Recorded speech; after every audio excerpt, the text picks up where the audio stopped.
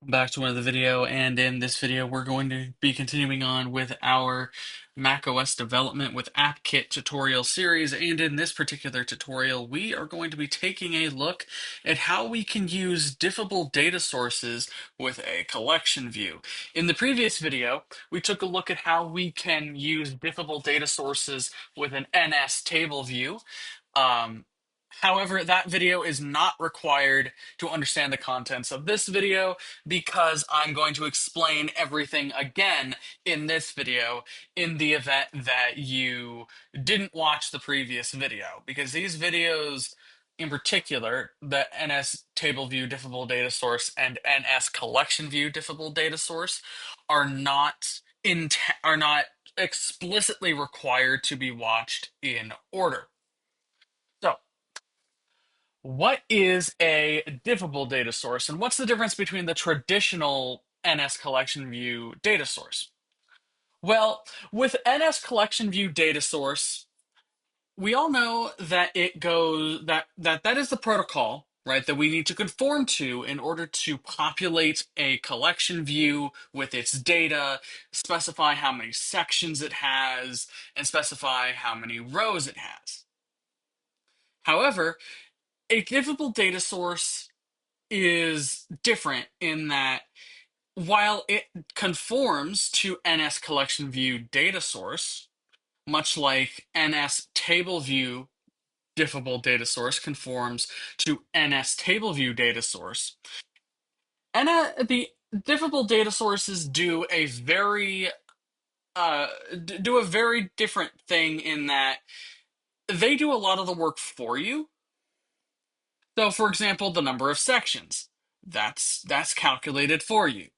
The number of the number of items or the number of rows, depending on which diffable data source object you're using, that gets calculated for you, right? So that's really cool, but what else does it do? Is that all it really does for you? Not quite. So a diffable data source performs a process called diffing. Now, this process takes has to compare to what are called snapshots. And these snapshots are essentially the previous state of the data and the new state of your data. The process of diffing takes those snapshots, compares them, calculates the differences, and then updates the user interface accordingly. And the nice thing is, you can specify whether or not it animates those changes. Otherwise, those changes, uh, the animations are really complex. They can get really complex. So it would be really hard to do all of that by hand. Right, so it's really nice that NS Collection View Diffable Data Source and NS Table View Diffable Data Source calculate the UI updates if you so desire. And really, that's kind of what an NS Collection View Diffable Data Source provides you. It animates UI changes when the underlying data changes and you apply a snapshot. It calculates the number of items for you, and it calculates the number of sections for you. All right. So how then do we create this NS Collection View diffable data source? Well, we'll do that now. The first thing I want you to do is I want you to make sure that you have a NS collection view. This collection view should be on screen, constrained however you see fit.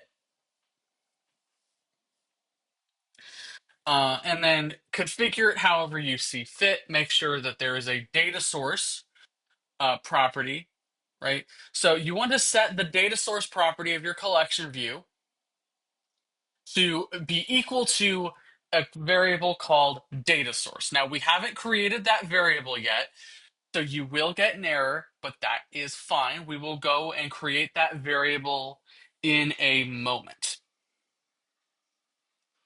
Once you've done that, go ahead and create an extension on View Controller. Now, inside of this extension is where we're going to place all of our data source related code. All right, so let's go ahead and go into Xcode here. I have an extension for View Controller already. And the first thing that we want to do inside of our extension is we need an enumeration. Now, this enumeration, because it conforms to hashable by default, enums are hashable on their own.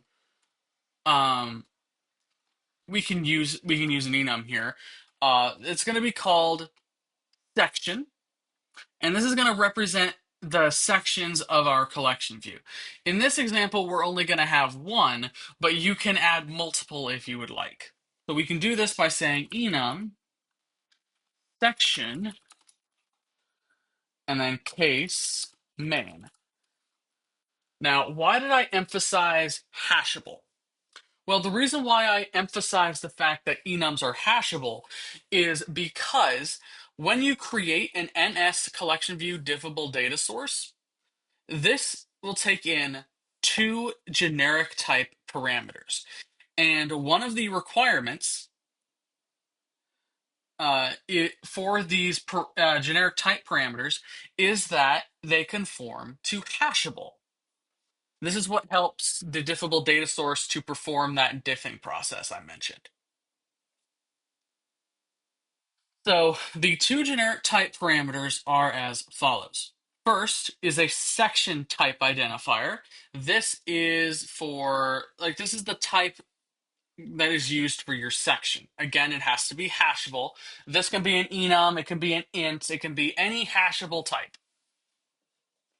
The second is essentially what kind of model are we going to be displaying here, right? So the kind of data that your collection view will work with. And again, this has to be something that conforms to hashable. And and specifically the generic type parameter is called item type identifier. So the kind of item that the collection view is going to use. In this example, I have an object called color item, and this color item conforms to hashable. So we'll be using that. All right. Now that we understand the two generic type parameters, let's go ahead and create some type aliases. These type aliases are going to be useful in the fact that these are very long type names. So a type alias will help make our code a little bit more concise. So the first type alias that we want is one for the data source. So type alias data source equals NS collection view diffable data source. And then make sure inside of the angle brackets for generics, the first generic type parameter is going to be section. And then we'll do a comma and color item. Just like that. Now, the second type alias is going to be for our snapshots type. Now, the type for this is NS diffable data source snapshot, and this type also takes the same two generic type parameters. Right? So we'll say type alias snapshot equals NS diffable data source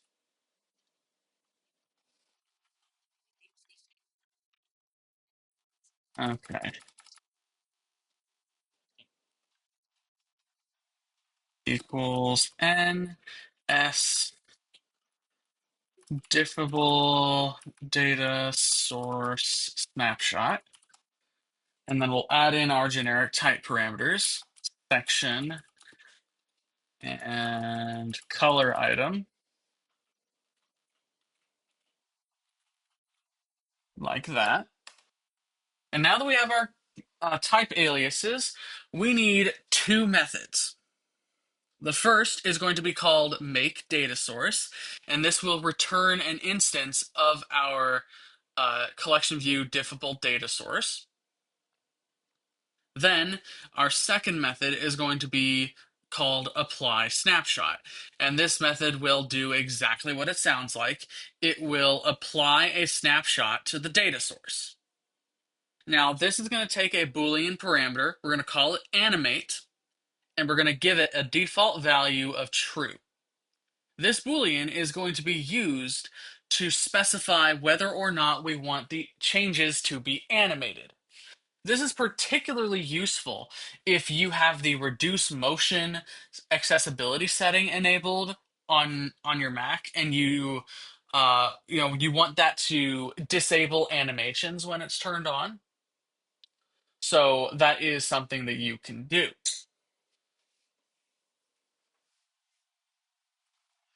Now, let's go ahead and create those methods. So func make data source. We're going to return a data source like that. And then we'll say func apply snapshot like that.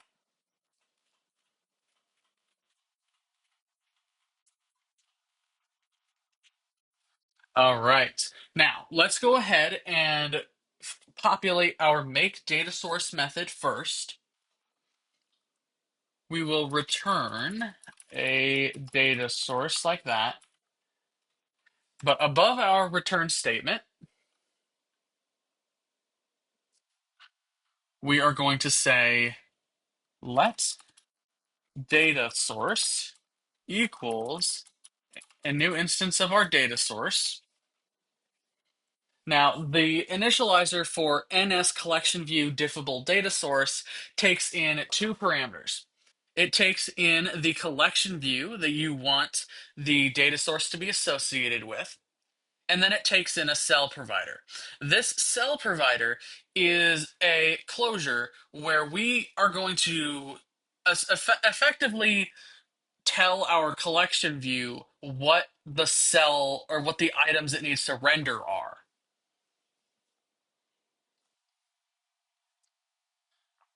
So this is a little bit more of a declarative approach to a data source in the collection view as opposed to the more imperative approach that we had previously using delegates and protocols, right? So we'll say colors grid, which is my collection, which is my NS collection view. So this is the collection view I want the data source to be associated with. Next, we will create our item provider.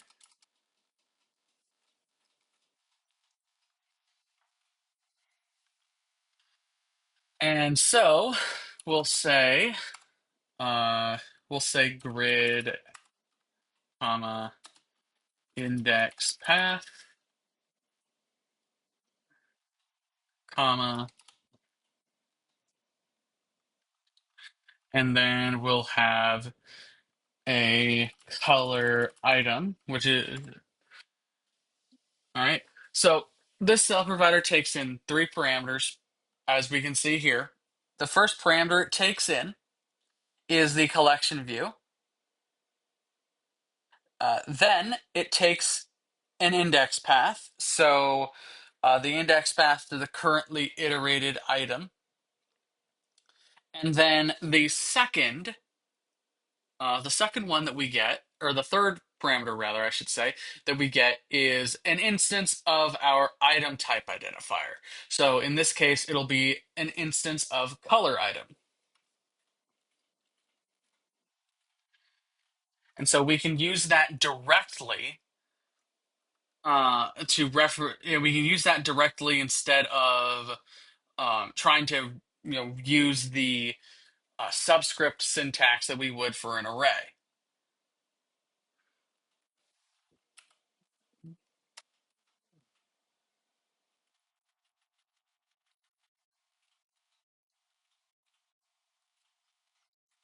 All right. So inside of the closure, we can now say guard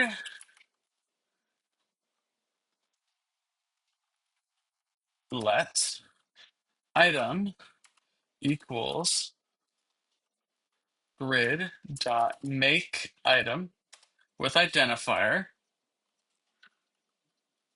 NS user interface item identifier with a raw value of color cell dot reuse identifier. And then we want to pass it the index path that we're being given here. We'll cast it to a color cell. Otherwise, we want to continue like that.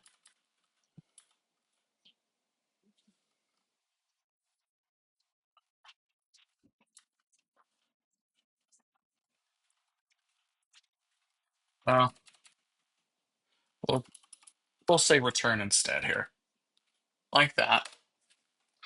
Then we can say item dot set, and this method that I have inside of my my collection view item will take in a string, so it'll be item dot name.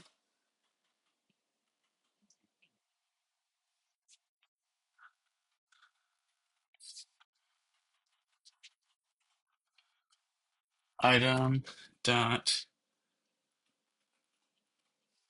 name. Ah, okay, it's not item, it's color item dot name. I did a brain fart. That's fine. And then we need to pass it an instance of NSColor. So this will be color item dot color. Just like that. All right. Now, finally, we will return item. Now, you will notice that you will get an error, and that is because our item provider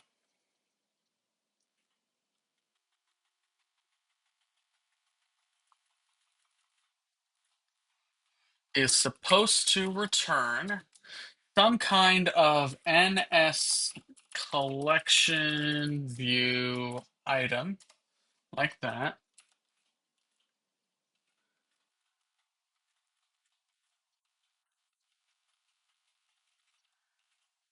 All right.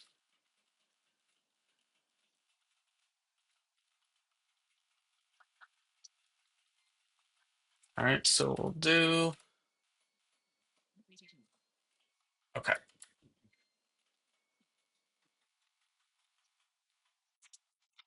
So we will do return NS collection view item like that.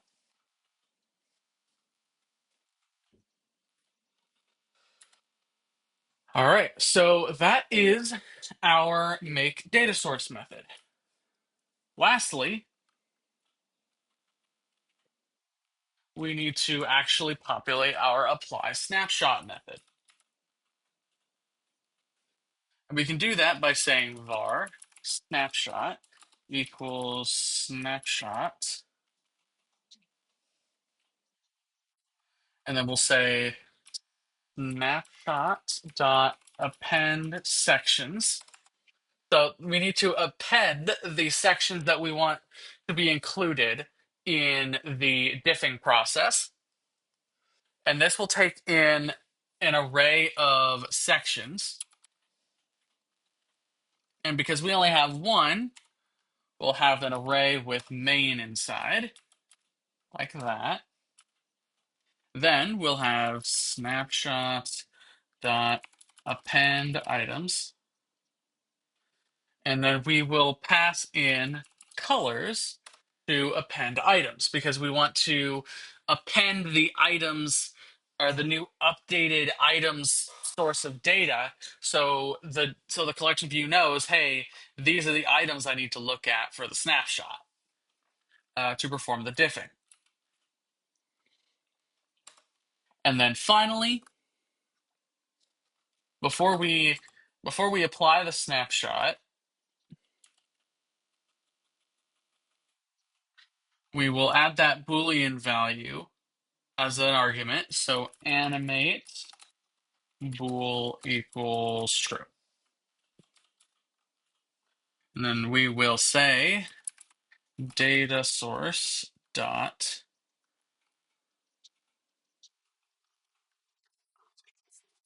Okay, something's not right here. We'll say data source dot apply.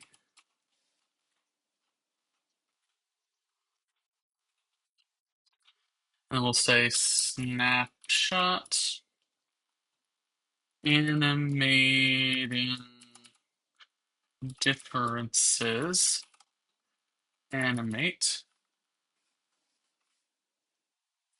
All right, so we have an error here, and that's because we haven't created our data source variable in our view controller yet.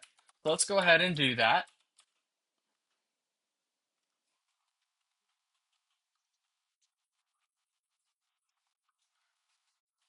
We'll jump to definition.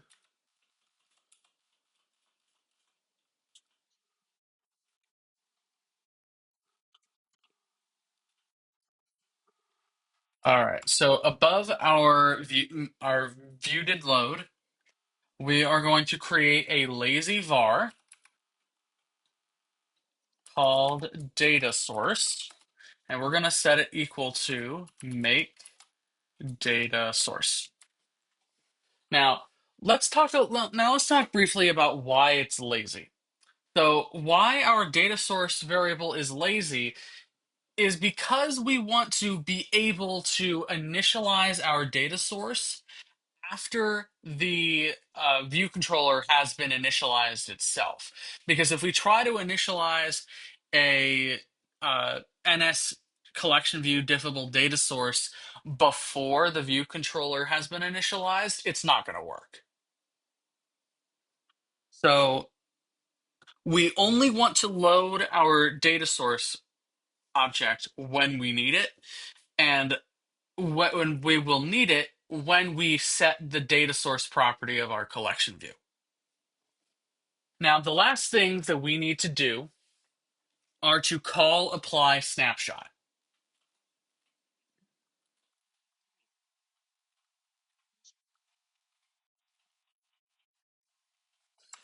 So the first place that we're going to call it is inside of my shuffle method here. This is basically a button action method. There is a shuffle button inside of our user interface that when it's pressed, it will shuffle around the colors inside of the colors array, and then we want that to trigger a UI update. So we'll just say apply snapshot.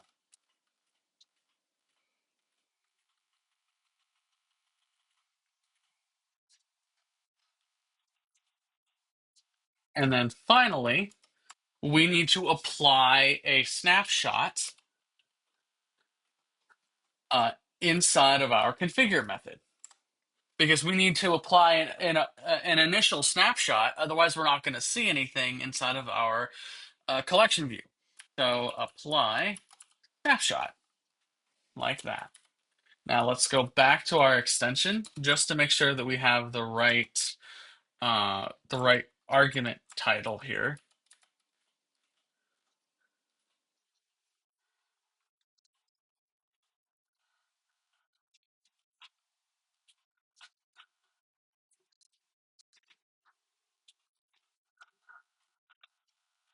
So we'll say data source dot apply snapshot, comma, animating differences, animate. We can save that and run our code now. We have a successful build. And here's our application. So for right now, you can see that we have a bunch of color swatches with their names. So the names of each color.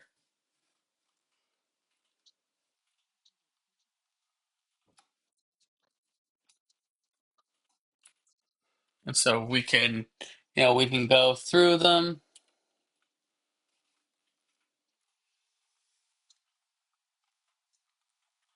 all that stuff. But if we hit shuffle, you can see it changes. Shuffle changes again. Shuffle changes again. And so on and so forth. So really, that is how we can create an NSCollectionView diffable data source in AppKit. Thank you all so very much for watching, and we'll see you in the next video.